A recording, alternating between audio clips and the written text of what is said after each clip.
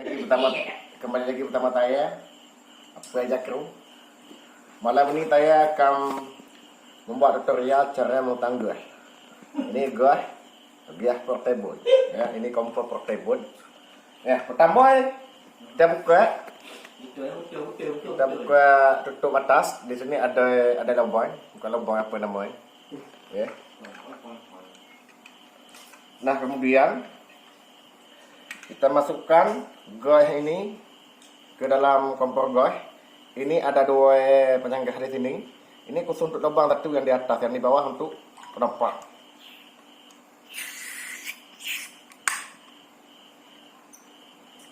Nah, terletak.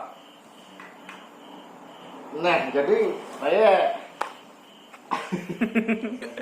Jadi coba. Baik bagawe kan, Bro. Aduh. Kita bisa masak pakai ini. Nah, kita bisa itu.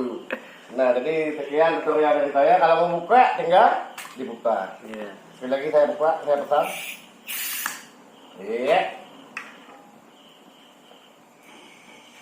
Wah, om pikir ke, pocok lebih dong, kan kau dengan nembek kami yang terderak, kan kurang dot, kau mau pasal naga.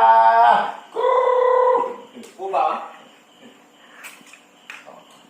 Sekian tutorial dari saya untuk malam ini. Jangan lupa like, comment, share, dan subscribe. Mati kapai.